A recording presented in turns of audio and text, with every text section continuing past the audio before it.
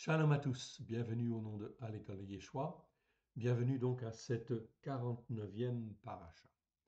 Nous remettons ces quelques instants, si vous le voulez bien, à l'Éternel, notre Dieu, notre Père. Père très saint, nous te rendons grâce, dans le précieux nom de Yeshua, ton Fils bien-aimé. Merci Seigneur. Nous voici devant toi. Nous nous couvrons du sang précieux de l'agneau. Nous invoquons les mérites de l'agneau sur chacun de nous et nous venons vers toi, Père très saint, afin de t'écouter, afin de t'entendre, toi le seul vrai Dieu et celui que tu as envoyé. Aide-nous, mon Dieu, mon Père, à te faire plaisir. Tu nous as rachetés au prix du sang précieux de ton Fils bien-aimé, afin que nous soyons à toi et que nous puissions te servir, toi, le seul vrai Dieu, à la gloire de ton saint nom.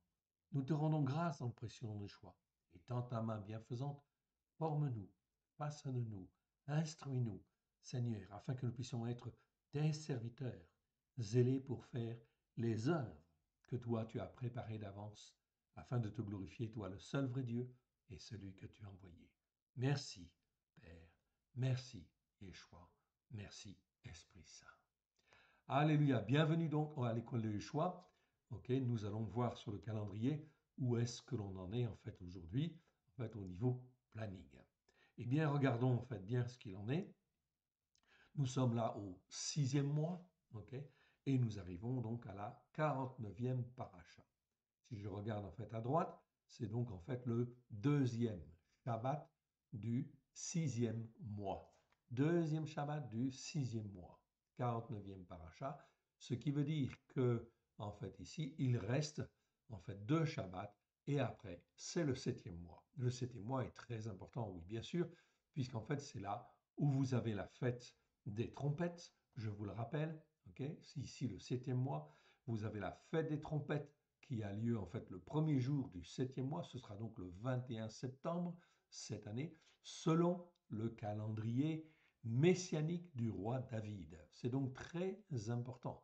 Nous ne suivons pas le calendrier en fait rabbinique, ok, parce que nous ne sommes pas sur en fait la lune, nous sommes là sur un calendrier solaire. Donc effectivement, c'est très important. Donc les dates peuvent être un petit peu décalées. Il faut faire attention. Donc ce sera un mercredi, bien sûr. Ok, mercredi 21 septembre, c'est un jour férié. Vous avez là en fait à l'écran les différents Shabbats de ce 7e mois. Vous avez en fait aussi Yom Kippour. Yom Kippour, c'est la fête des expiations qui aura lieu en fait cette année le 30 septembre, c'est-à-dire le vendredi 30 septembre. C'est le 10e jour du 7e mois. C'est aussi un jour férié. Ensuite, ce sera la fête de Sukkot. Donc Sukkot, le premier jour de Sukkot, la fête de Sukkot dure 8 jours. Et en fait, le premier jour, ce sera le 5 octobre, en fait ici mercredi 5 octobre, qui est un jour férié.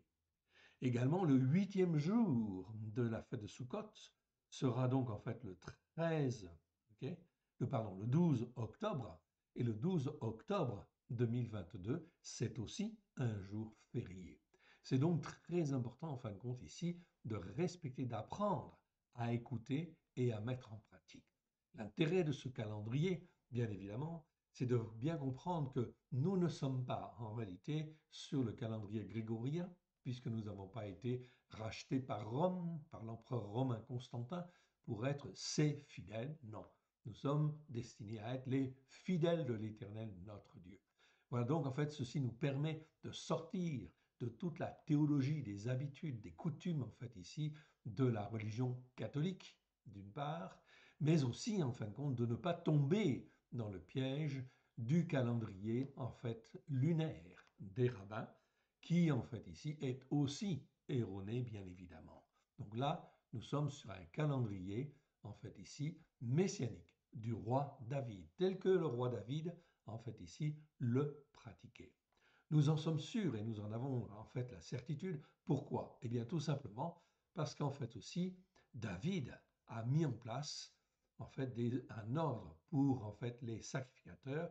Et vous le voyez au début de chaque Shabbat, vous avez toujours la classe des sacrificateurs qui apparaît en fait ici. Et cet ordre-là, c'est un ordre immuable en fait ici qui était basé sur un calendrier solaire du roi David, qui est un calendrier de type jubilé, tout simplement.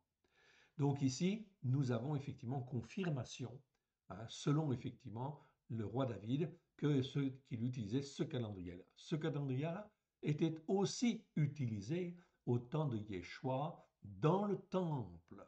Le calendrier lunaire, c'était un deuxième calendrier que les pharisiens avaient mis en place en parallèle en fait du calendrier solaire.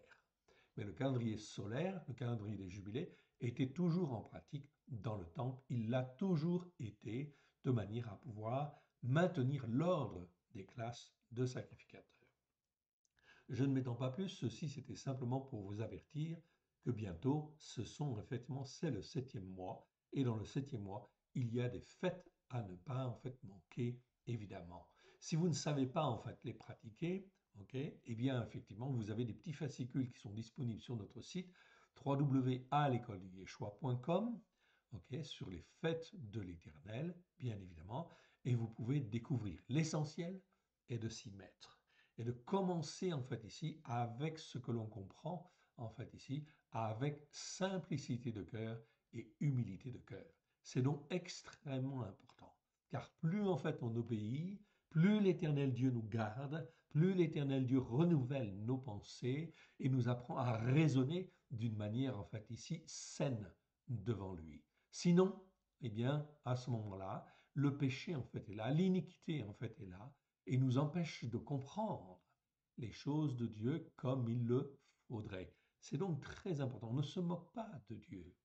Donc je peux invoquer le sang de l'agneau qu'il m'a racheté, mais s'il m'a racheté, c'est pour que je sois sur les racines hébraïques de la foi, à la gloire de l'Éternel, bien évidemment. J'ai donc été racheté afin d'être greffé sur l'Israël spirituel, bien évidemment, que je sois juif ou non juif, eh bien je suis greffé ou regreffé sur les racines hébraïques de la foi. Et il faut les comprendre. Et pour les découvrir, eh bien, il n'y a pas 36 solutions. Il faut écouter et il faut mettre en pratique. C'est donc là quelque chose d'extrêmement, extrêmement important. Revenons donc en fait ici à notre, en fait ici, comment dire, 49e paracha. Nous sommes là donc dans le 6e mois. Vous voyez donc ici, deuxième Shabbat, en fait d'ici de ce mois, sur en fait la droite. Vous le voyez, je vous le sélectionne en fait ici pour que vous puissiez le voir. Eh bien, c'est effectivement la 49e paracha, Ki Titse, quand tu sortiras. C'est donc Deutéronome chapitre 21 verset 10 à Deutéronome 25 verset 19 et la Brit Radasha, c'est Marc chapitre 7 versets 24 à 37 que nous étudierons en fait ici, le passage de Marc, nous l'étudierons dans le mardi prophétique qui va venir bien sûr. Cette vidéo ici, c'est l'introduction à cette paracha et là, nous sommes en fin de compte dans le livre de Jérémie. Le livre de Jérémie, nous avons fait le 52e chapitre, mais nous n'avions pas fait les premiers chapitres. Donc là, il nous reste, je crois, si ma mémoire est bonne, 6 chapitres en fait ici de Jérémie à faire. Aujourd'hui, nous reprenons donc au chapitre 1 de Jérémie, bien évidemment, et ce sera l'introduction à cette paracha. Donc je rappelle que les enseignements, eh bien vous avez des enseignements vidéo sur notre chaîne YouTube. Sur chaque paracha, vous avez 2 ou 3 vidéos de 1 heure à 1 heure et demie, plus en fait ici le mardi prophétique de 1 heure à 1 heure et demie, et une introduction à la paracha de la semaine, paracha 49 ici, qui aujourd'hui se portera sur en fait Jérémie chapitre 1 en fait ici. C'est donc très important. Nous aurons donc fait en fait toutes les introductions pour toutes les parachiotes, puisque Jérémie a 52 chapitres, dont il y en a 2 que nous avons coupés en 2. En tout, ça fait 54. Il y a 54 parachiotes. Donc, à chaque paracha, il y a bien en fait une introduction, un chapitre ou une grande partie en fait ici d'un chapitre de Jérémie. C'est donc très important. Nous avons fait la boucle. Ensuite, eh bien, le Seigneur nous donnera en fait ici d'autres messages de type prophétique qui, en fin de compte, seront un peu plus, comment dire, costauds, un peu plus, comment dire, avancés. Voilà pourquoi il est important, en fait, ici, de pratiquer, d'écouter et de mettre en pratique. Donc, apprenez à faire le Shabbat si vous ne le faites pas encore, avec grâce et vérité, simplicité de cœur devant l'Éternel, parce qu'on ne sait pas tout, mais c'est la disposition de cœur que l'Éternel regarde.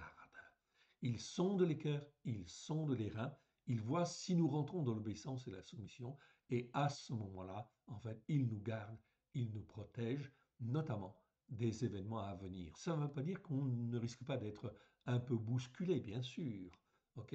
Mais en fait, il nous garde, comme il a gardé Jérémie au temps des difficultés de l'époque, en fait, ici. Oui, bien sûr. Voyons un peu ce chapitre de Jérémie, ici, que nous allons voir. Jérémie, Yirmeyahu, chapitre 1. Ok. Donc là, nous avons 19 versets, en fait, ici. Donc, ce n'est pas un chapitre très, très long, mais en fait, il est extrêmement riche, bien sûr. Toute la parole est extrêmement riche. Donc, on va regarder, en fait, ici, ce chapitre 1 de Jérémie, pour bien caler les choses et, en fait, comprendre que l'Éternel Dieu attend de nous que nous soyons ses témoins dans les temps, en fait, à venir. Je vous rappelle que toutes les vidéos sont enregistrées, en fait ici sur le site YouTube. Ok, certaines, eh bien, avec toutes mes excuses, je vous demande pardon pour les vidéos qui, en fait ici, dont le son n'est pas forcément, en fin de compte, très élevé. Il est possible que nous n'avons pas fait tout à fait attention. Donc, dans ce cas-là, nous vous recommandons de prendre, en fait, un casque, en fait ici, ou en fait des enceintes que vous branchez sur votre ordinateur, et cela améliore le son d'une manière, en fait, merveilleuse. Okay, c'est donc très important. Même si votre ordinateur n'a pas un son très élevé, eh bien, ça améliore énormément les choses. Mais ces enseignements sont extrêmement, extrêmement importants pour les temps à venir. Car cela va secouer et cela va secouer très dur, comme on dit. Regardons un peu ce qui nous est dit en fait ici dans le chapitre 1 de Jérémie. On va peut-être déjà le lire dans un premier temps, dans son ensemble, ok, et on reviendra en fin de compte ici, sur les mots. Parole de Yirmeyahu, fils de Rilkiyahu, l'un des sacrificateurs d'Anatoth, dans le pays de Binyamin. La parole de l'Éternel était avec lui au temps de Yoshiahu, fils d'Amon, roi de Yehuda, la 13e année de son règne. Et au temps de Jéhoiakim, fils de Yoshiahu, roi de Yehuda, jusqu'à la fin de la 11e année de Tzidkiyahu, fils de Yoshiahu, roi de Yehuda, jusqu'à l'époque où Yerushalayim fut emmené en captivité au 5e mois. La parole de l'Éternel était avec lui pour lui dire, avant que je t'ai formé dans le ventre de ta mère, je te connaissais, et avant que tu sois sorti de son sein, je t'avais consacré, je t'avais établi prophète des nations. Je répondis, ah, mon Adonai éternel, voici, je ne sais point parler, car je suis un enfant. Effectivement, Jérémie était jeune à ce moment-là. Et l'Éternel me dit, ne dis pas je suis un enfant, car tu iras vers tous ceux auprès de qui je t'enverrai, et tu diras tout ce que je t'ordonnerai. Ne les crains point, car je suis avec toi pour te délivrer, déclaration de l'Éternel. Puis l'Éternel étendit sa main et toucha ma bouche. Puis l'Éternel me dit, voici, je mets mes paroles dans ta bouche. Regarde, je t'établis aujourd'hui sur les nations et sur les royaumes pour que tu arraches, pour que tu abattes, pour que tu ruines, pour que tu détruises, pour que tu bâtisses et que tu plantes. La parole de l'Éternel était avec lui pour lui dire, que vois-tu, Yirmeyahu? Je répondis, je vois une branche d'amandier. Et l'Éternel me dit, tu as bien vu car je veille sur ma parole pour l'exécuter. La parole de l'Éternel était avec lui pour lui dire, une seconde fois. Une seconde fois. Que vois-tu? Je répondis, je vois une chaudière bouillante du côté du septentrion, c'est-à-dire du nord. Et l'Éternel me dit, c'est du septentrion que le malheur se répandra sur tous les habitants du pays. Car voici, je vais appeler tous les peuples des royaumes du septentrion, déclaration de l'Éternel, ils viendront et placeront chacun leur siège à l'entrée des portes de Jérusalem, contre ses murailles tout alentour et contre toutes les villes de Yehuda. Yehuda, c'est Juda. Je prononcerai mes jugements contre eux à cause de toute la méchanceté parce qu'ils m'ont abandonné et ont offert de l'encens à d'autres dieux, et parce qu'ils se sont prosternés devant l'ouvrage de leurs mains. Et toi, saint terrain, lève-toi, dis-leur tout ce que je t'ordonnerai. Ne tremble pas en leur présence, de peur que je ne te fasse trembler devant eux. Voici, je t'établis aujourd'hui, je t'établis en ce jour sur tout le pays comme une ville forte, une colonne de fer et un mur d'airain, contre les rois de Yehuda, donc de Juda, contre ses chefs, contre ses sacrificateurs, contre le peuple du pays. Ils te feront la guerre, mais ils ne te vaincront pas, car je suis avec toi pour te délivrer. Déclaration de l'Éternel. Voilà donc un chapitre très intéressant où l'Éternel avertit Jérémie, donc le prend effectivement pour être prophète des nations, mais également l'avertit que les choses en fait ici vont devenir très difficiles, mais qu'il sera là en fait ici pour qu'il puisse témoigner de la vérité, afin que les uns et les autres puissent entendre, et mettre en pratique. Pas entendre d'une oreille et que cela sorte de l'autre oreille, non, mais qu'ils entendent, que cela rentre dans le cœur et que les hommes et les femmes aient à cœur d'écouter et de mettre en pratique. C'est là une chose extrêmement importante, mais difficile pour l'homme d'une manière générale. Ok, voilà pourquoi l'Éternel Dieu dispose l'esprit de son esprit afin de toucher les cœurs les uns les autres, tous ceux qui ont un esprit de repentance, un esprit d'humilité pour les former et pour les façonner. Donc ce contexte en fait ici, eh bien il est important de comprendre le contexte dans lequel Yirmeyahu en fait vivait, bien évidemment.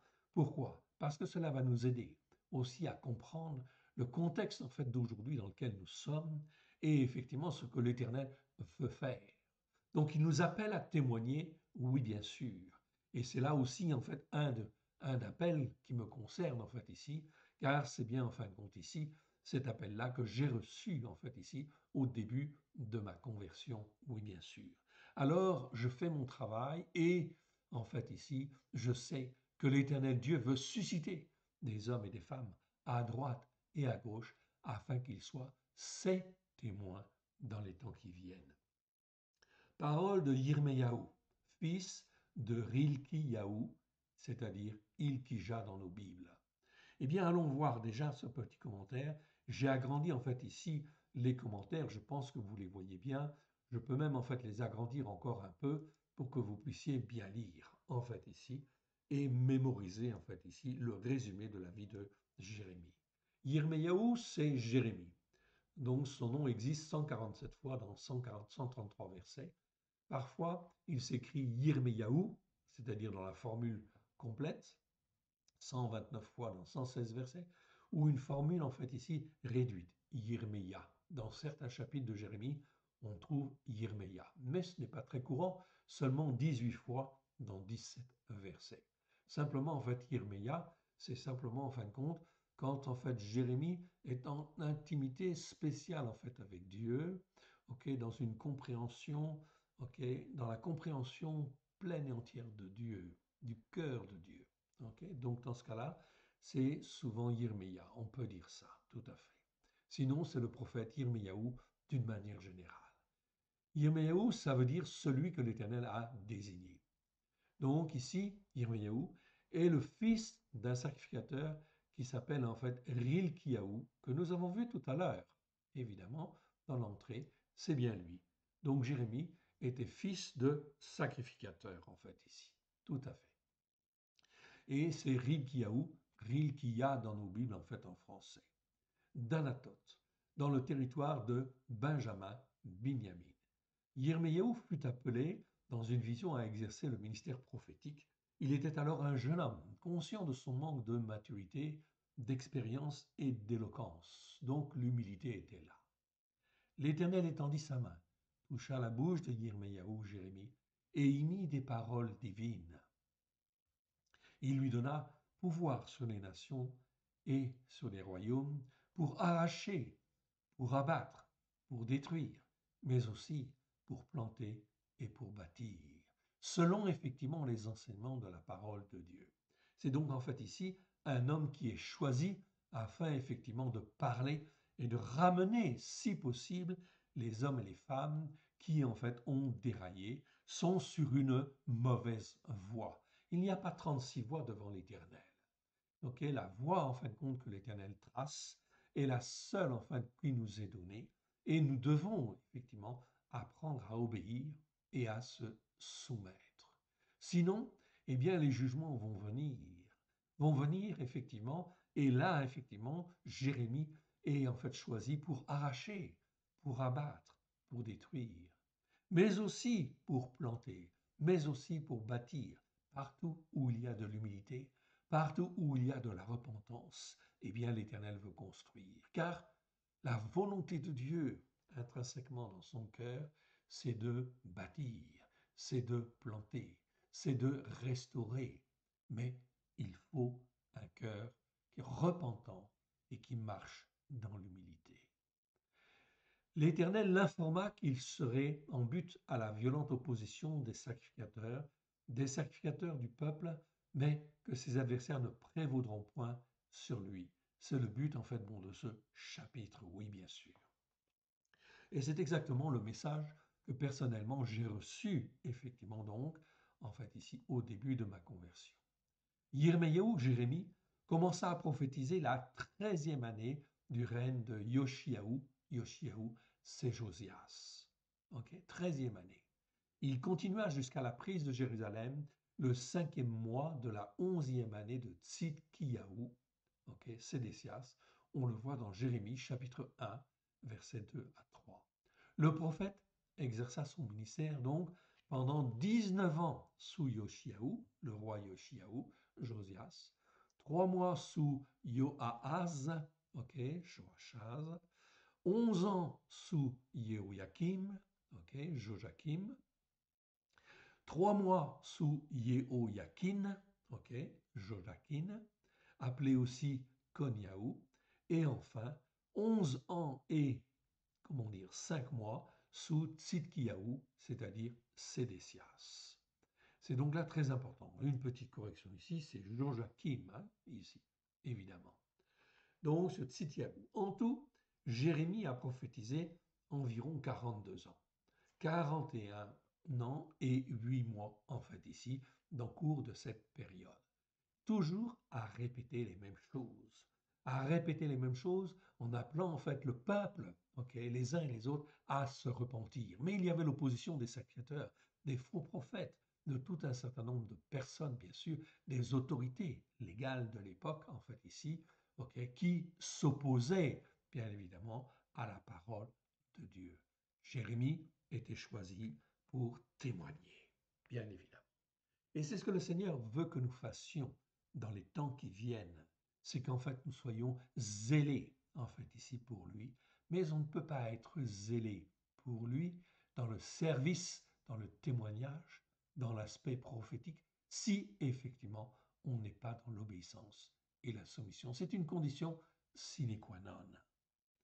Sine qua non, ça veut dire en fin de compte inévitable, nécessaire et absolument en fait utile.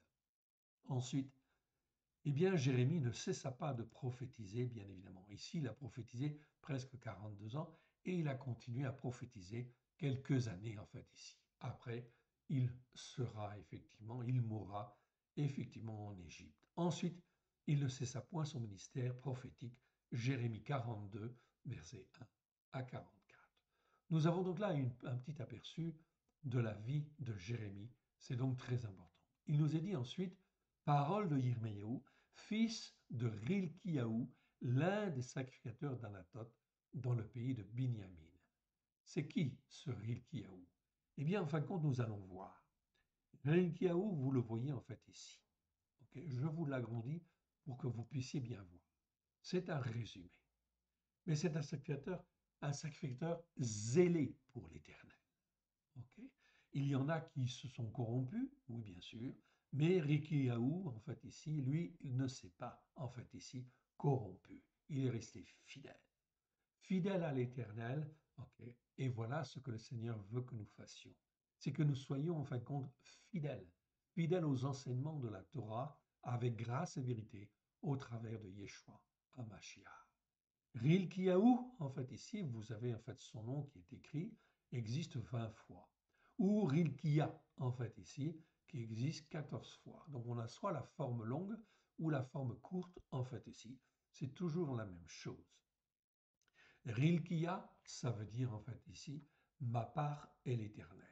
Donc ici, c'est Rilkiya, donc il y a un petit en fait ici, une petite apostrophe devant, parce que ce n'est pas un H, c'est un ret. Donc, ça se prononce Rilkiya, en fait ici tout simplement. Mais dans nos Bibles en français, on ne met pas ces choses-là, donc on met Ilkija tout simplement. Ma part est l'Éternel. Au temps de Yoshiahu, donc Josias, roi de Yehuda, Rilkiyahu est un sacrificateur d'Anatot. Poussé par l'Esprit de Dieu, en fait ici. Donc, ce qu'il faut bien comprendre, c'est que Yoshiahu, était roi en fait à l'époque. C'était un jeune roi, très jeune roi. Mais en fait ici, Rilkiyahu, c'est un homme qui est zélé, zélé pour l'Éternel, et qui en fin de compte, bien sûr, faisait ses prières, etc. Et en fait était attaché à l'Éternel avec son cœur. C'est donc pour cela que l'Éternel, en fait ici, le pousse par son esprit à découvrir en fait le livre de la Torah. Et oui, Israël, Juda en fait à l'époque, avait oublié en fait la Torah, n'écoutait plus, ne mettait plus du tout en pratique. C'était une catastrophe. Oui, bien sûr. Et en fait, même les livres de la Torah avaient été détruits, avaient été oubliés et détruits. Et là, il en retrouve un exemplaire. Et à ce moment-là, que fait en fait ici Rilkiyahu? Eh bien, en fin de compte, il le donna au roi Yoshiahu, au jeune roi Yoshiahu. Il fut un sacrificateur exemplaire, zélé pour l'Éternel, zélé pour l'Éternel. Donc, ça c'est très important, ce que je veux souligner là, c'est que lorsque l'on écoute et que l'on met en pratique, l'Éternel le voit, sonde nos cœurs, sonde nos reins. Et c'est là qu'il peut nous utiliser, poussé par l'Esprit de Dieu. Il va nous conduire à dire ceci ou à faire cela, etc., dans le but de faire avancer son royaume, bien évidemment, et d'en sauver plus d'un, oui, bien sûr. Alors, que fait Rilkiyahu, en fait, ici, ce sacrificateur zélé? Il donne, en fin de compte, cette Torah au roi Yoshiahu, Josias, et il fut le tuteur de Yoshiahu, qui devint roi de Yehuda à l'âge de 8 ans. Et oui, Yoshiahu n'avait que 8 ans à l'époque. 8 ans, et Dieu, en fin de compte, au travers de Rilkiyahu, lui donne, en fait, ici, la Torah. Parce que Dieu sait ce qu'il va faire avec ce roi, ce jeune roi, cet enfant, en fait, ici. Ok. Rilkiyahu, le format. Ok. Rilkiyahu, donc le sacrificateur, le format et le suivi de près, afin qu'il devienne un très bon roi devant l'Éternel. Il a eu une formation spéciale, oui bien sûr. Yoshiahu Josias l'écouta et devint un excellent roi. Vous avez toutes les références ici, 2 Rois 22, 8 à 20, 2 Rois 23, 21 à 25, 2 Chroniques 34, 14 à 24. On a un exemple en fait ici de formation exemplaire fait par un homme de Dieu. Rilkiya, eut un fils également, et ce fils s'appelait Yirmiyahu. Oui, c'est notre prophète, c'est le prophète en fait ici sur lequel nous enseignons, oui bien sûr. Donc il a eu un fils, Yirmiyahu, c'est bien en fin de compte ici le fils de Rilkiyahu, qu'il éleva dans l'excellence de la parole d'Élohim et qui devint un très grand prophète devant l'Éternel. Oui, bien sûr. C'est ce que nous voyons en fait ici dans le texte, bien sûr, au premier verset. Parole de Yirmiyahu, fils de Rilkiyahu, cet homme, ce sacrificateur zélé pour l'Éternel, sacrificateur d'Anatot dans le pays de Binyamin. La parole de l'Éternel était, était avec lui. On traduit était avec lui. Dans les Bibles françaises, c'est dit en fait la parole de Dieu fut adressée. En fait, lui fut adressé. Mais il n'y a pas le verbe en fait adressé, fut adressé. En hébreu, c'est était avec lui. Ici, la parole de l'Éternel était avec lui. Ça nous fait penser à quoi? Mon frère, ma sœur, ça nous fait penser que la parole de l'Éternel, c'est qui? C'est Yeshua. C'est comme si on disait Yeshua était avec lui, en fait, ici. Ok, pour le guider, pour le former, pour le façonner. Car Yeshua est là pour nous racheter, oui, bien sûr, mais pas seulement pour nous racheter, pour nous former, pour nous façonner, pour nous instruire, pour faire de chacun de nous un peuple pour l'Éternel Dieu, zélé pour l'Éternel Dieu. La parole de l'Éternel était avec lui au temps de Yoshiaou, donc le roi dont je vous ai parlé, fils d'Amon, roi de Yehuda, la 13e année de son règne. Donc, 13e année de son règne, comme il a commencé à régner en fait à l'âge de 8 ans, ça veut dire que Yoshiaou avait 8 plus 13, 21 ans à ce moment-là. Quand Jérémie, en fait, ici, commence à recevoir les choses, effectivement. Verset 3. Au temps de Jéhoïakim, fils de Yoshiaou, roi de Yehuda, jusqu'à la fin de la 11e année de Tzidkiaou, fils de Yoshiaou, roi de Yehuda, jusqu'à l'époque de Yerushalayim, où Yerushalayim fut emmené en captivité au 5e mois. En résumé, Jérémie, Yirmeyahu, prophétisa environ 42 ans dans cette période. Voyez donc la fidélité de ce prophète ici dans le service. En fait, ici, jamais il n'a dérapé, jamais il n'a été à droite, jamais il n'a été à gauche. Toujours sur les enseignements de la Torah. OK, afin de les écouter et de les mettre en pratique. Et c'est ce que le Seigneur nous demande, d'écouter et de mettre en pratique avec grâce et vérité. Verset 4. La parole de l'Éternel était avec lui pour lui dire. Ah, mais avant, en fait, ici, je voudrais quand même m'arrêter pour bien comprendre en fait le contexte. Il faut aller voir, là, on parle de Yehoyakim, ok, et on parle en fait de Tzidkiaou. Alors, il faut quand même aller voir un petit peu le contexte. Donc, on va aller voir. Yoshiaou. Yoshiaou, vous l'avez là. Donc, Yoshiaou, en fait, ici, Yoshia, il règne donc ici. Là, je vais l'agrandir en fait encore pour que vous puissiez me voir parce que c'est trop important. Vous allez voir ce que ce jeune, en fait, ici, roi a fait. C'est vraiment, en fin de compte, très important. Vous pourrez le lire, en fait, à l'écran avec moi, oui, bien sûr, ou en fait faire des pauses, bien évidemment, c'est pour ça que je vous l'affiche à l'écran. Yoshiaou, c'est le roi, en fin de compte, que, en fait, ici, donc, comment dire, que Rilkiaou a formé, façonné. Yoshiaou, Josias, ok, ou Yoshia, en fait, ici, dans la forme en fait réduite, mais la forme réduite n'existe qu'une seule fois, dans Zacharie, chapitre 6, verset 1. Sinon, toujours, c'est toujours Yoshiaou, Josias. Il règne, ok, donc comme je vous l'ai dit tout à l'heure, il règne dès l'âge de 8 ans, vers 638 avant l'ère chrétienne, sous le conseil du souverain sacrificateur Rilkia. En fait, Ilkia en français, mais Rilkia en fait, ou Rilkiaou en hébreu, qu'il écouta. Il l'écouta. Ok, ça c'est très important. La 8e année, ok, regardez bien ce qui se passe. La 8e année de son règne, donc, ok, le roi Josias, Yoshiaou, a 8 ans plus 8 ans, c'est-à-dire il a 16 ans. Ok. La 8e année de son règne, il a donc 16 ans. Il règle sa vie en fonction des enseignements de la Torah et change la vie de la cour, oui, parce qu'il est le roi. La 12e année de son règne, c'est-à-dire 4 ans plus tard, il a alors 20 ans et commença à détruire l'idolâtrie et les cultes non conformes à la Torah d'Élohim. Il fut un exemple qui chercha à marcher comme David son père.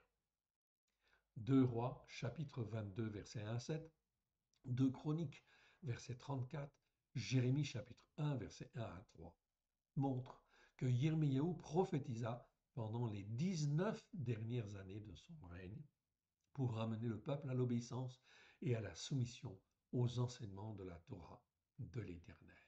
Donc ça, c'est très important de bien comprendre en fait cela. C'est une époque troublée, mais il y a des hommes forts, en fait, ici, qui sont bien ancrés sur les racines hébraïques de la foi, sur les enseignements de la Torah, et qui ne démordent pas, en fait, ici. qui sont fermes et qui vont parler avec grâce et vérité, mais fermeté, bien sûr, dans le contexte de corruption qu'il y a. Ceci est un exemple. Le prophète Séphania. Séphania, en fait, ici, donc je le prends, en fait, ici. OK. Et on va lire, en fait, ce passage. Le prophète Séphania, c'est Sophonie. C'est un petit prophète, dans le nombre de chapitres, oui, bien sûr, mais un grand prophète, en fait, ici, devant l'Éternel, en fait, ici, dans ce qu'il dit. Prophétise contre Juda au temps de Yoshiaou, mais aussi contre les nations, notamment Sophonie, ok, pardon, oui, Sophonie, c'est Sophonie en français, hein. Tsephania, c'est Sophonie en français. Donc Sophonie, chapitre 3, verset 1 à 4, ok, c'est quelque chose, en fait, un passage très important que j'avais aussi reçu. Malheur à la ville rebelle et souillée, à la ville pleine d'oppresseurs. Elle n'écoute aucune voix, elle n'a point égard à la correction, elle ne se confie pas en l'Éternel, elle ne s'approche pas de son Élohim. Ses chefs au milieu d'elle sont des lions rugissants, ses juges sont des loups du soir, qui ne gardent rien pour le matin. Ses prophètes sont téméraires, des hommes infidèles, ses sacrificateurs profanent la sainteté, violent la Torah. C'est donc très important de bien comprendre ça. C'est exactement ce qui se passe aujourd'hui avec nos sociétés, évidemment. Donc tous nos chefs sont à côté de la plaque, etc., sont comme des lions rugissants. Ces juges sont comme des loups du soir, qui ne gardent rien pour le matin. Ces prophètes sont téméraires, des hommes infidèles. Ces sacrificateurs profanent la sainteté de la Torah et violent en fait ici la Torah. Regardez en fait ici les sacrificateurs, les catholiques, protestants, évangéliques, ils violent la Torah. Oui, ils n'écoutent pas la parole de Dieu pour la mettre en pratique avec grâce et vérité. Donc ils violent la Torah. C'est bien ce que dit Sophonie de Séphania en fait ici, tout simplement. Et c'est ce que nous pouvons dire en fait aujourd'hui. Vous violez en fait ici les enseignements de la Torah en ne faisant pas le Shabbat, en ne faisant pas les fêtes de l'Éternel, parce que vous n'apprenez pas l'obéissance et la soumission. À tous ceux qui sont rachetés au prix du sang précieux de l'agneau, afin qu'il soit un peuple pour l'Éternel Dieu. Il n'y a pas 36 lois, il n'y a pas 36 règles, il n'y a pas 36, en fait, ici, manières d'être formé et d'être façonné. La 18e année de son règne, ok, Yoshiaou a, en fait, ici, 24 ans. Là, il prend des mesures énergiques pour restaurer et embellir le temple. Okay. Yoshiaou, en fait, ici, on va continuer. Yoshiaou, okay.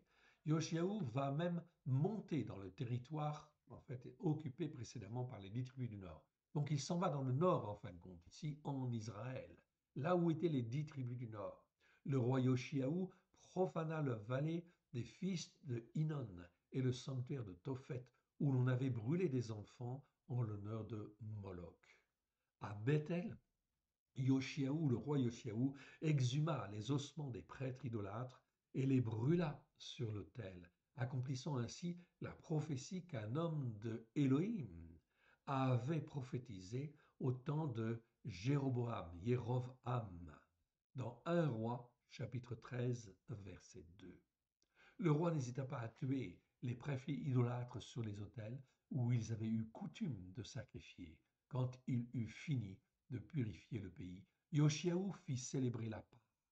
Qui fut si bien observée et si solennelle que l'on n'avait rien vu de pareil depuis l'époque de Samuel.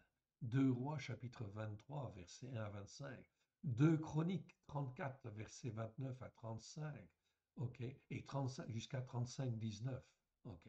Tout cela, en fin de compte, sont des références. Vous pouvez aller voir. Ça nous parle de restauration, de retour à l'Éternel, et c'est très bon pour nous pour les temps qui viennent. 2 Rois 22, 1 à 2, ok, 2 Chroniques 34, 1 à 7 et verset 33. Tout cela, en fin de compte, est extrêmement important. Ça nous parle, oh oui, bien sûr, de restauration. Car l'Éternel Dieu, notre Dieu, veut donner la vie. Il veut restaurer. En 612 avant l'ère chrétienne, c'est la chute de Ninive, la capitale des Assyriens. Yoshiaou a 26 ans à ce moment-là. Quelques années plus tard, le pharaon Nécho monta pour s'approprier les territoires encore tenus par les Assyriens. Yoshiaou intervint malgré l'avertissement de l'Éternel au travers de la bouche de Pharaon dans 2 Chroniques 35, versets 21 à 22. Et il livra bataille près de Megiddo, où il fut gravement blessé. Ses serviteurs le ramenèrent à Jérusalem, où il mourut. Le prophète Yirmiyahu, Jérémie, composa sur Yoshiaou un chant funèbre, et tout le peuple se lamenta à son sujet. Sa mort fut une perte irréparable pour le pays. Les réformes religieuses que le roi avait commencées furent stoppées. L'indépendance relative dont le pays avait joui sous le règne de Yoshiaou disparut. Il fut sur le trône durant 31 ans, mais à l'âge de 39 ans, il mourut en 608 avant l'ère chrétienne. Ok, 2 Rois 22, 1, 2 Rois 23, 29 à 30, ok, 2 Chroniques 35, 20 à 27. Zacharie, chapitre 12, verset 11.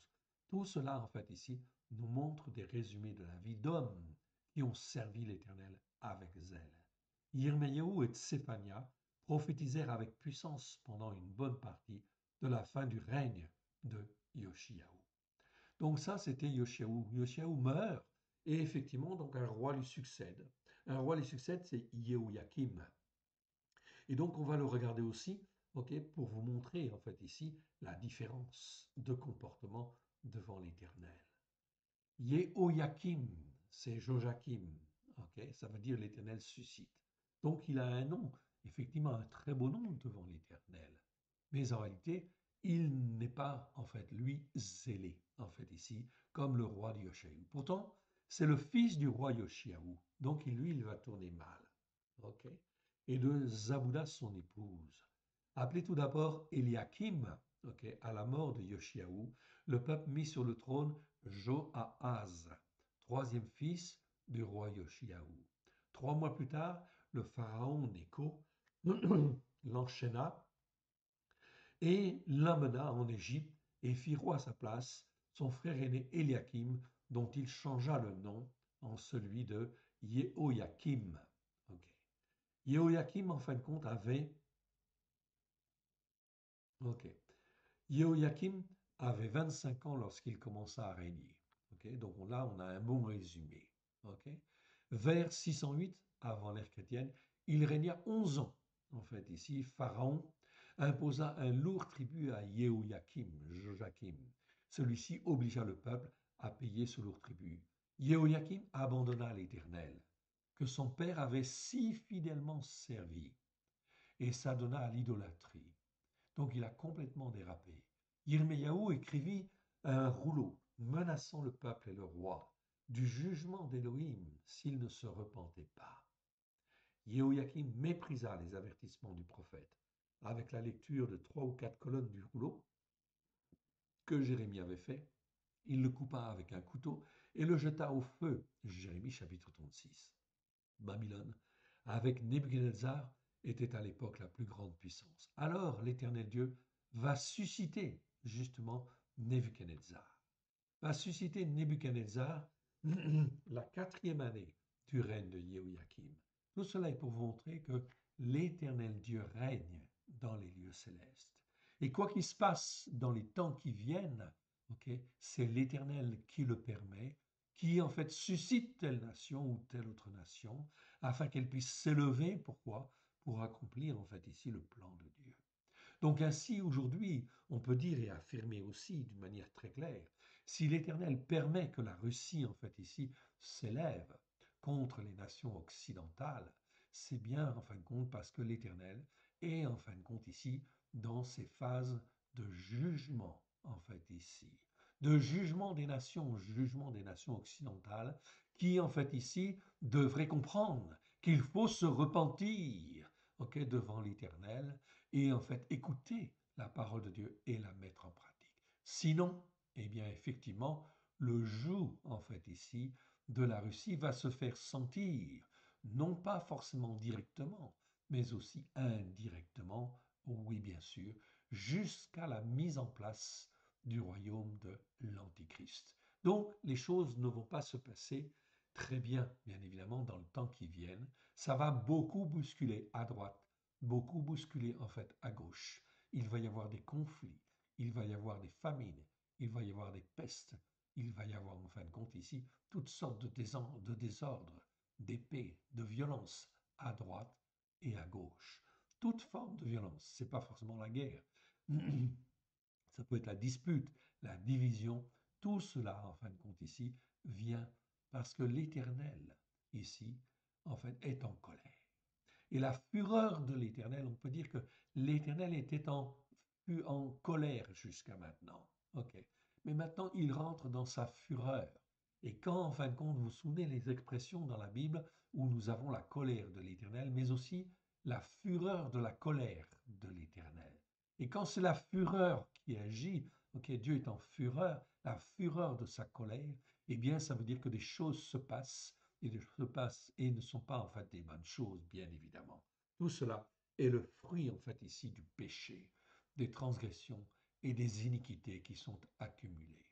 Donc voilà pourquoi ici Nebuchadnezzar, il intervient, parce qu'il est suscité par l'Éternel. Nebuchadnezzar vainquit le pharaon Nécho à Carchemish en 605 avant l'ère chrétienne et marcha contre Jérusalem. Jéhoïakim fut encore assujetti à un lourd tribut. On a les références là. 3 ans plus tard, Jéhoïakim se révolta contre Nebuchadnezzar, comme s'il pouvait se révolter contre la plus grande puissance mondiale de l'époque. D'autres pays voisins frappèrent le royaume de Jéhoïakim. Pourquoi? Parce qu'il est dans la désobéissance. Il n'écoute pas Dieu. Dieu permet que ce soit, en fait, ici, les nations voisines qui attaquent tout simplement dans le but de ramener les hommes à la repentance. Qu'ils puissent comprendre que l'Éternel Dieu est derrière et qu'effectivement, il n'y a pas 36 solutions. Il faut écouter et il faut obéir. Sinon, eh bien, le bâton, en fait, est là. Les Syriens, les Moabites, les Ammonites pillèrent le territoire, ainsi que des bandes de Chaldéens envoyées certainement par le roi de Babylone. Nebuchadnezzar finit par monter en personne à Jérusalem et enchaîna Jéhoïakim afin de l'emmener en captivité à Babylone. Mais Jéhoïakim succomba, on traîna son cadavre, on le jeta hors des portes de Jérusalem et on l'enterra comme s'il avait été un âne. Jérémie 22, verset 19, Jérémie 36, 30. Ok. Et dans les livres, en fait, ici, Antiquité, c'est les livres historiques. Ok. De Flavius Joseph, Antiquité, chapitre 10, verset 6, enfin 6, 3. Ok. Jéhoïakin, son fils, lui succéda. 2 Rois 23, 36. 2 Rois 24, 6. Jéhoïakin, selon effectivement Chronique, avait 8 ans. Selon le livre des rois, il avait 18 ans. Donc là, on ne sait pas pourquoi il y a ce petit décalage, en fait, ici. Peu importe, il était là. Et en fait, ici, Jéhoïakim est emmené. Jéhoïakim est aussi appelé Kaniyahu dans Jérémie chapitre 22, versets 24 à 28. Pourquoi la Bible mentionne en fait ici ce descendant? C'est le seul descendant qui reste de la lignée des rois. Et il faut que la lignée des rois, en fait, perdure. Donc elle va être emmenée en captivité. Ce fils-là, Jéhoïakin, pas Jéhoïakim, Jéhoïakin, en fait ici, va être emmené en captivité et il va être en fait bien soigné. Il va être bien soigné, il va être honoré même, en fait ici, par le roi des Mèdes et des Perses, afin effectivement de témoigner de l'amour de Dieu pour le peuple de Dieu, mais aussi pour la descendance qui doit venir.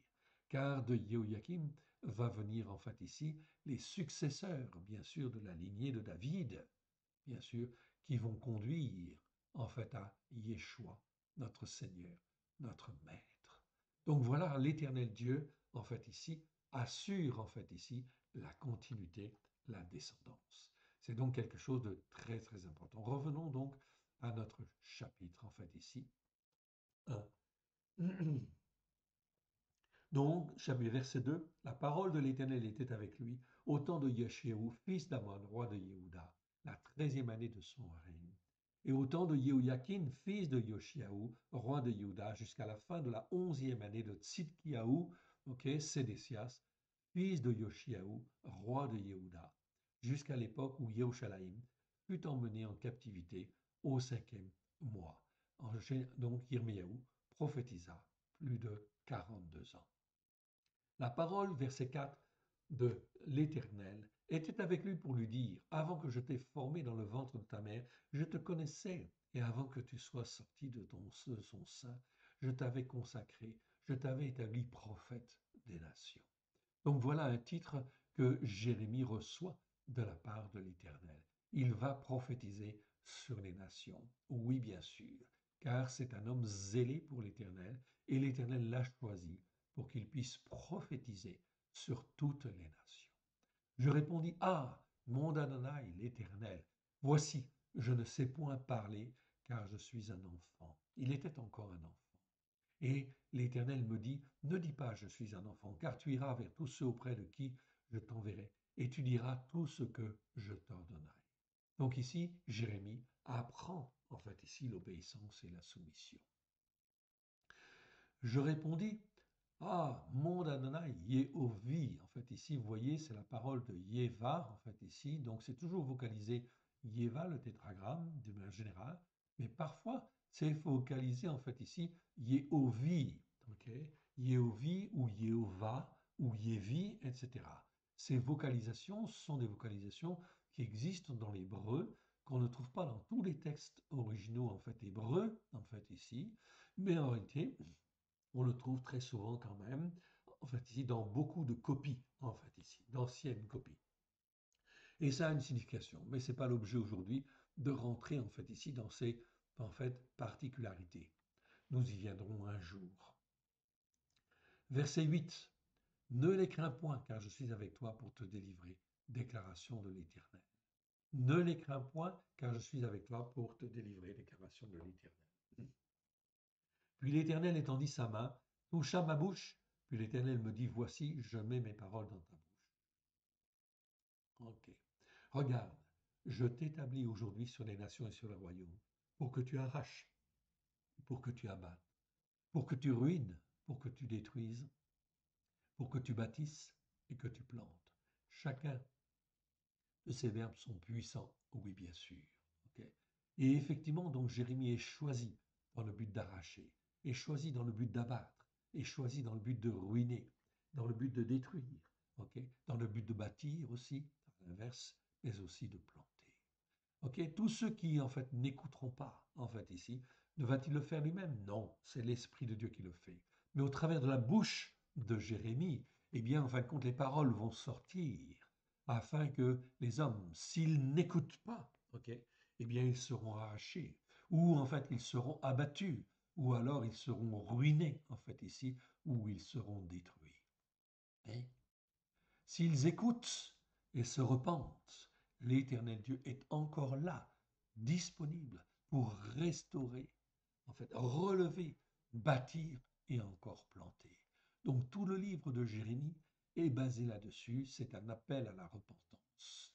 Voilà pourquoi l'Éternel Dieu aujourd'hui veut que nous témoignions autour de nous, afin effectivement que les hommes et les femmes puissent entendre la parole en fait de vérité et qu'ils en fait ici puissent se repentir s'il est possible, bien sûr, s'ils ont un cœur humble, un cœur en fait pour se repentir, alors l'Éternel va bâtir et va planter. Voilà pourquoi nous devons, lorsque nous parlons, faire attention, bien évidemment, à savoir si les hommes écoutent ou en fait ici se repentent, bien évidemment, et veulent venir vers l'Éternel. Dans ce cas-là, il faut les prendre par la main et il faut les guider, il faut les aider, il faut les former, bien évidemment.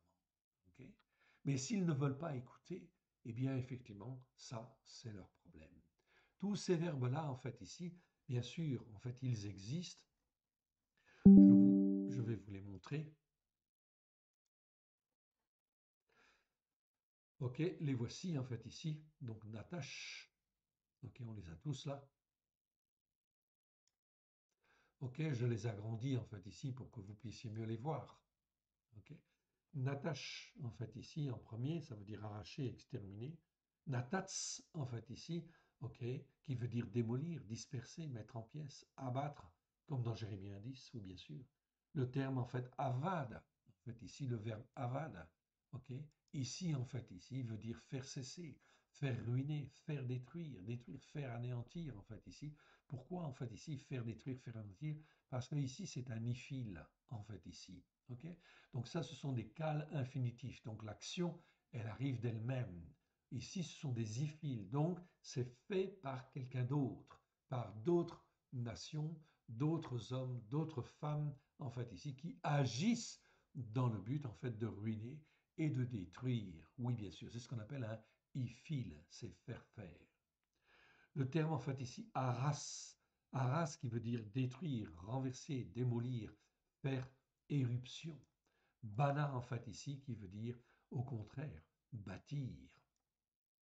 Bâtir, construire, fonder, former, reconstruire. Ok, c'est un verbe qui existe 377 fois, voire 376 fois.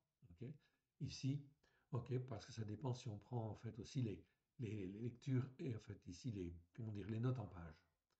Nata 58 sur 57 qui veut dire planter, établir des hommes dans un pays, enfoncer, dresser, c'est-à-dire des hommes qui sont plantés ici, à droite, à gauche, tout simplement dans le but, en fait ici, de grandir et de produire en fait du fruit, d'être en fait ici un arbre qui en fait ici protège les autres afin qu'ils puissent en fait ici donner un peu d'ombre, un peu en fin de compte ici de paix en fait ici, bien sûr, et de protection.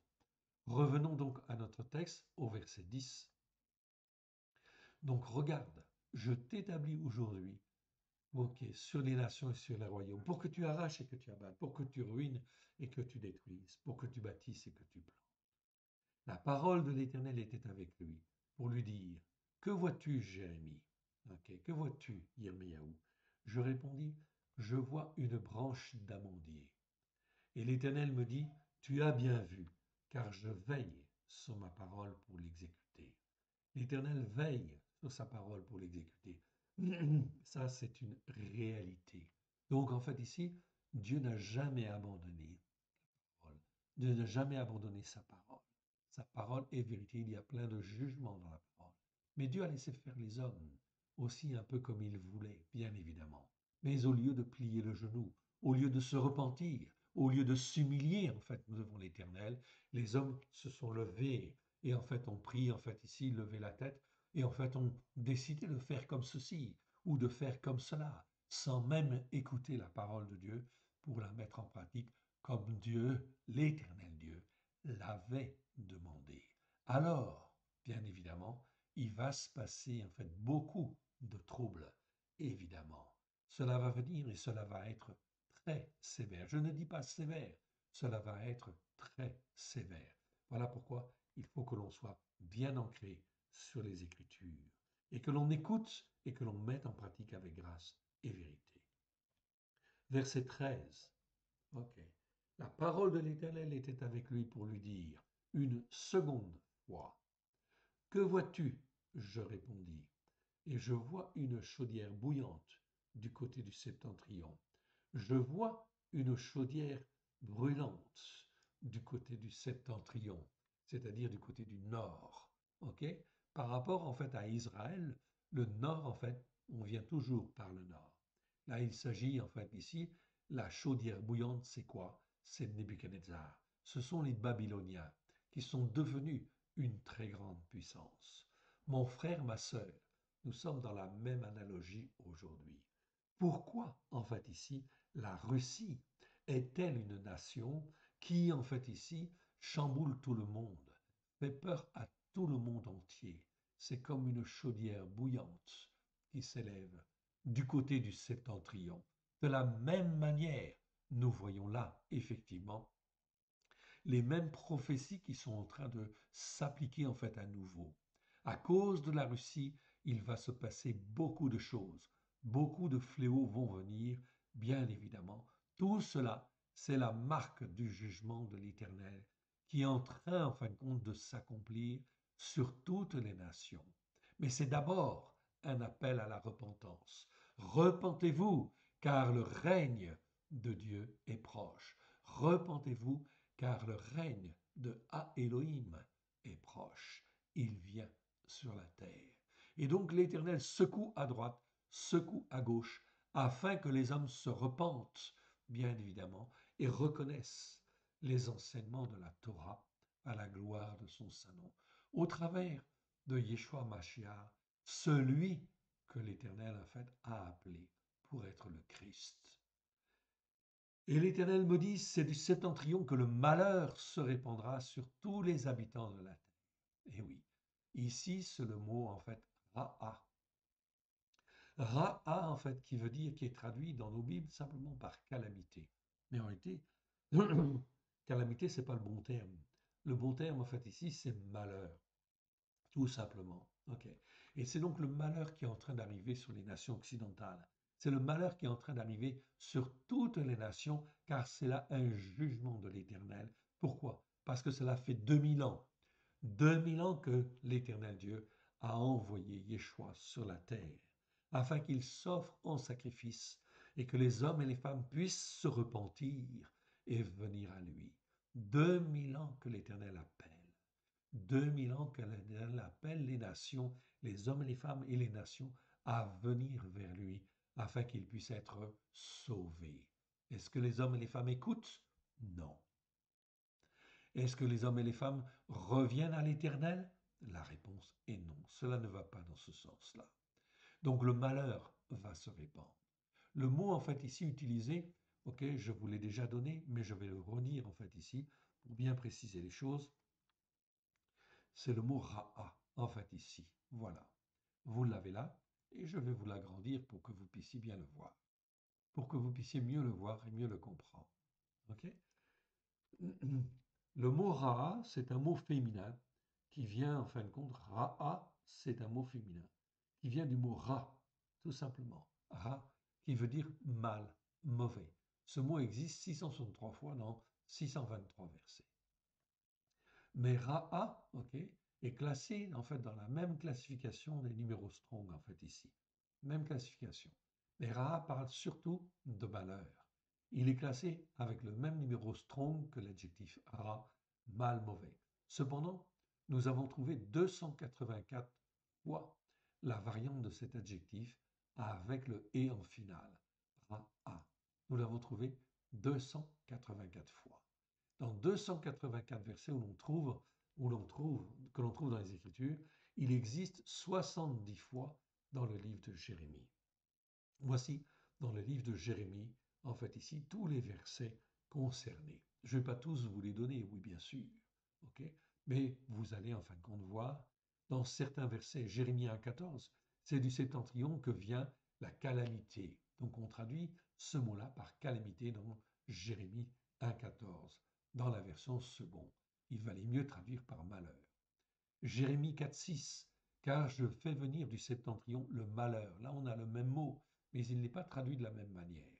Ok, voilà pourquoi nos Bibles, en fait, ici, sont quelque part un peu dommageables parce qu'elles ne sont pas fidèles, suffisamment fidèles au texte hébreu.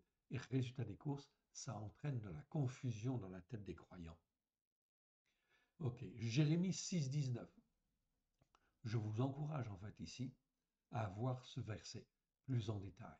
Ce verset en fait nous parle de malheur, justement, c'est le même mot, mais qui n'est pas autre chose que le fruit de nos pensées, le fruit de ce que nous avons fait, le fruit de ce que les hommes en fait ont fait. C'est tout simplement en fait ici. La conséquence en fait ici, le malheur, c'est la conséquence en fait de nos pensées, de la manière dont nous pensons en fait devant l'Éternel. Jérémie 26, ok, 32, pardon, Jérémie 25, 32. La calamité va de nation en nation, une grande tempête s'élève des extrémités de la terre. Non, c'est le malheur va de nation en nation, et une grande tempête s'élève des extrémités de la terre. Mon frère, ma sœur, c'est tout à fait d'actualité. C'est ce qui va se passer. Le malheur, en fait, va aller de nation en nation, et une grande tempête s'élève des extrémités de la terre.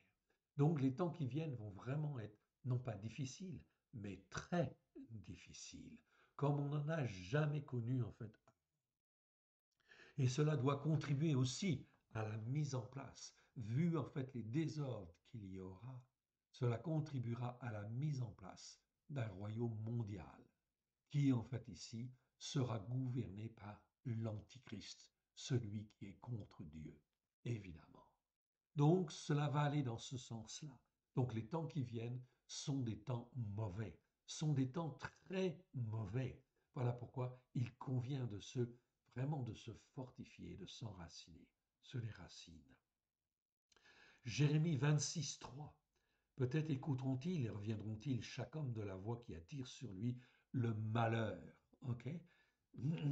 Mieux que voix de la méchanceté, en fait, ici. Évidemment, la traduction ici n'est pas bonne, qui attire le malheur. Alors, je me laisserai fléchir du malheur, ok, ici, du malheur que j'avais pensé leur faire à cause de la méchanceté morale et spirituelle, ok, de leurs actions. Ici, on a corrigé, en fait, ici, le texte, oui, bien sûr, afin qu'il colle au mieux, en fin de compte, de la pensée hébraïque. Jérémie 29, 11, en fait, ici. Car je connais les projets que j'ai formés sur vous, déclaration de l'Éternel, projets de malheur. Ok, ici, je le souligne. Projet de malheur, projet de paix et non de malheur, afin de vous donner un avenir et une espérance. Là, c'est bien traduit. Ok, là, c'est bien traduit. Jérémie 32, en fait, ici, 23. Ok, voyons le texte. Il est venu et ils en ont pris possession, mais ils n'ont point obéi à ta voix, ils n'ont point observé ta Torah, ils n'ont pas fait tout ce que tu leur avais ordonné de faire, et c'est alors que tu as fait fondre sur eux tous ces malheurs. Mon frère, ma sœur, on voit bien en fait ici, on est bien dans l'écoute en fait ici des enseignements de la Torah avec grâce et vérité. Si tu écoutes et que tu mets en pratique avec grâce et vérité, tu ne connaîtras pas les malheurs qui vont venir. Tu vas les voir. Oui, ils vont te bousculer peut-être un peu, mais ils ne sont pas pour toi. Jérémie 32, 42. Regardez bien en fait encore ici. Jérémie 32, 42. Je le souligne pour que vous puissiez bien le voir. Le voici en fait ici. Car ainsi parle l'Éternel. De même que j'ai fait venir sur ce peuple tous ces grands malheurs. Le mot ra ici est bien traduit. De même je ferai venir sur eux tout le bien que je leur promets. L'Éternel Dieu ne veut pas rester en fait ici sur sa condamnation. Ce qu'il veut, c'est un esprit humble et un esprit de repentance. Ok. Je continue avec en fait Jérémie 35. 35, verset 17 en fait ici. Ok. Je passe quelques versets. Hein.